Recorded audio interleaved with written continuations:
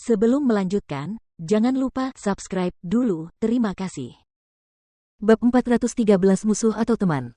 Tidak buruk. Aku berhasil melewati satu level, jadi hanya ada satu level di antara kau dan aku. Sekarang, aku berada di level 4 dari alam mendalam. Heh gelombang, Egi tersenyum manis, dan senyumnya sangat puas. Namun Chu Feng tahu bahwa gadis itu melakukannya dengan sengaja. Dia takut Chu Feng memiliki beban di hatinya, jadi dia berpura-pura sangat puas. Chu Feng merasa sangat tidak nyaman di dalam hatinya.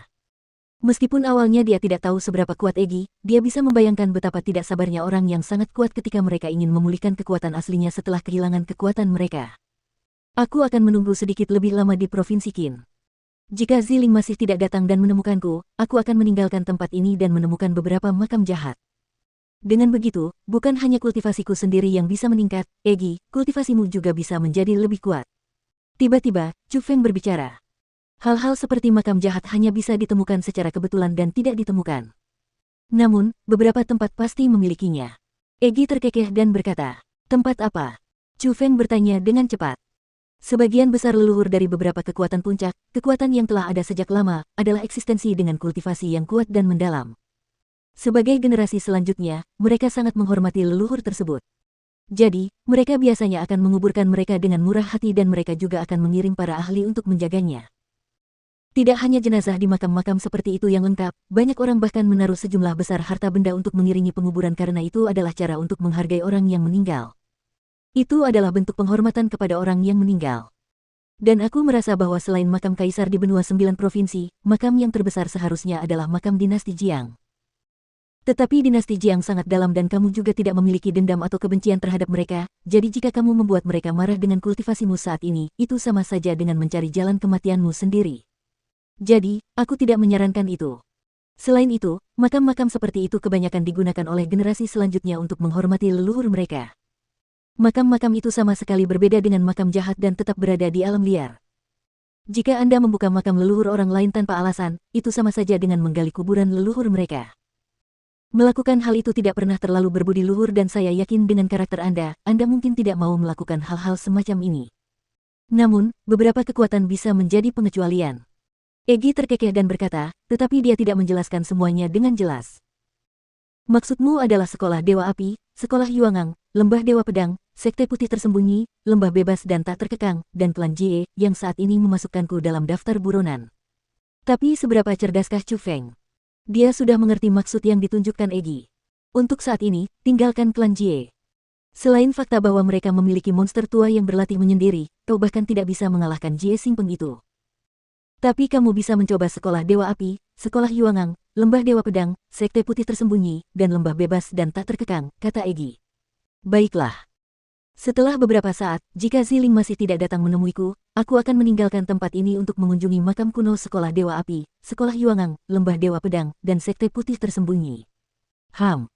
Karena mereka bergabung untuk memasukkanku ke dalam daftar orang yang dicari, ingin mengambil persenjataan elitku, dan ingin aku mati, aku akan membunuh generasi muda mereka dan menggali makam leluhur mereka. Chu Feng membuat keputusan tegas. Setelah beberapa hari lagi, jika Ziling masih tidak menemukan dirinya, dia akan membalas dendam pada kekuatan yang memasukkannya ke dalam daftar orang yang dicari di seluruh benua 9 provinsi. Setelah itu, Chu Feng dengan rapi menjarah kosmos sak milik Song Qingfeng dan dia menemukan bahwa murid nomor 1 sekolah Dewa Api itu benar-benar mempunyai cukup banyak inventaris dibandingkan dirinya. Dia sebenarnya membawa 37.500 manik-manik mendalam. Bahkan ketika kepala sekolah Dewa Api keluar, dia tidak mungkin membawa begitu banyak manik-manik mendalam padanya. Tentu saja, alasan mengapa Song Qingfeng membawa begitu banyak manik-manik mendalam adalah untuk bermain-main tanpa kendali. Lagi pula, di negeri romansa seperti mabuk atau bermimpi, itu bukanlah sesuatu yang orang normal mampu untuk menghabiskannya. Terutama ketika wanita yang dicari Song Qingfeng dan yang lainnya adalah wanita dengan kultivasi yang sangat tinggi. Dari apa yang didengarnya, di tempat itu, wanita dengan kultivasi yang relatif lebih tinggi harganya lebih mahal. Mungkin hanya orang-orang seperti Song Qingfeng dan yang lainnya yang dapat menemukan wanita dengan tingkat kultivasi seperti itu. Namun, bagi Chu Feng saat ini, 37.500 manik-manik profound itu tidak berarti apa-apa. Bahkan jika dia hanya sedikit saja dari level 6 ranah profound, 37.500 manik-manik profound itu tidak cukup bagi Chu Feng untuk menerobos. Jadi, Chu Feng tidak memurnikannya. Dia menyimpannya, untuk berjaga-jaga jika dia membutuhkannya. Selain 37.500 manik-manik profound, bahkan ada 10 obat surgawi berkualitas rendah. Obat surgawi itu jauh lebih berharga dan kekuatan pengobatannya juga lebih kuat. Lagi pula, apa yang terkandung di dalamnya adalah kekuatan surgawi, yang jauh di atas kekuatan profound. Namun, karena jumlahnya terlalu sedikit dan tidak banyak gunanya, Chu Feng juga tidak memurnikannya dan dia juga menyimpannya. Selain obat-obatan surgawi, ada juga beberapa barang bekas. Bagi Chu Feng, semua barang itu tidak terlalu berguna. Namun, harus dikatakan bahwa 2 gelang di pergelangan tangan Song Qingfeng memang harta karun. Chu Feng melepaskannya untuk mempelajarinya sebentar. Dia merasa bahwa itu mungkin replika persenjataan elit yang dibuat oleh klan Jie berdasarkan Armor of Tones. Meskipun kekuatannya sangat kuat, mereka jelas lebih rendah dari persenjataan elit yang sebenarnya. Selain itu, mereka membutuhkan setidaknya alam surga agar kegunaannya dapat ditampilkan. Jika itu adalah alam mendalam, tidak ada cara untuk menggunakannya. Namun, meskipun begitu, benda itu tetap dianggap sebagai harta karun. Bagi alam surga, benda-benda itu memiliki kegunaan yang besar sehingga Chu Feng merasa bahwa meskipun ia sendiri tidak dapat menggunakannya, kedua gelang itu pasti dapat dijual dengan harga yang cukup bagus. Setelah menemukan sejumlah hal baik pada tubuh Song Qingfeng, Chu Feng berbalik dan mencari sebentar. Dia pergi melewati gunung, berjalan di air, dan ingin menemukan Bai Yunfei, Liu Xiaoyao, dan Tang Yixiu. Lagi pula, mereka bertiga juga menggunakan obat terlarang dan sekarang, mereka seharusnya menerima pantulan.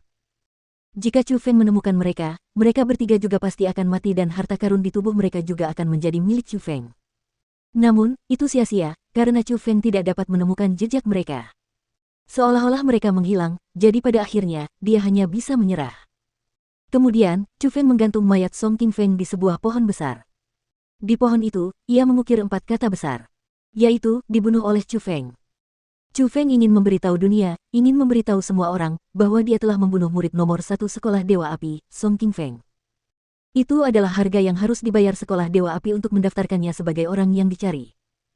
Memang, dalam waktu kurang dari beberapa hari setelah Chu Feng membunuh Song Qingfeng, mayatnya ditemukan oleh seseorang dan berita itu pun menyebar dengan cepat. Awalnya, berita itu menggemparkan Provinsi Qin, lalu tak lama kemudian, beberapa provinsi di dekatnya juga mengetahuinya. Namun, ada satu hal yang membuat Chu Feng merasa tidak nyaman, dan tidak diketahui apakah itu hal yang baik atau buruk. Itu adalah bahwa pada hari itu, dia jelas hanya membunuh Song Qingfeng dan menggantung mayatnya di pohon besar itu. Namun kemudian, dia mendengar bahwa bukan hanya Song Qingfeng. Li Xiaoyao, Bai Yunfei, dan Tang Yixiu, 4 orang yang dikejar oleh Chu Feng dan melarikan diri semuanya tewas, dan juga, mereka semua digantung di pohon besar itu dan mereka semua tewas karena terserap energi sumber. Jadi, rumornya seperti ini. Chu Feng yang saat ini terdaftar sebagai buronan 6 kekuatan besar pergi ke Like Drang or Dreaming dan melawan 4 jenius Tang Yixiu, Bai Yunfei, Liu Xiaoyao, dan Song Qingfeng. Keempat jenius itu tidak mampu mengalahkannya, jadi mereka menggunakan obat terlarang khusus, tetapi mereka tetap tidak mampu mengalahkannya. Karena tak berdaya, keempat orang jenius itu hanya bisa lolos seperti mabuk atau bermimpi, namun pada akhirnya, mereka tidak mampu lepas dari tangan iblis Chu Feng dan mereka semua mati mengenaskan. Ketika berita itu menyebar, tidak diragukan lagi itu menggemparkan.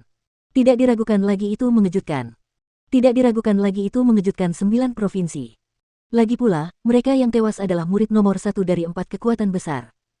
Mereka disebut sebagai jenius puncak di generasi muda. Para jenius seperti mereka semua dibunuh oleh seorang pemuda bernama Chu Feng. Jadi, seberapa kuat Chu Feng? Seberapa menakutkan?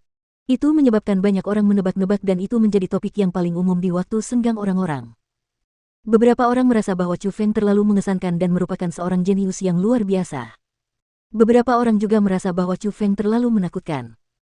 Orang seperti itu harus disingkirkan, atau jika mereka berkembang di masa depan, mereka pasti akan menjadi iblis yang haus darah, sangat mungkin menyebabkan semua makhluk hidup di benua 9 provinsi berubah menjadi debu.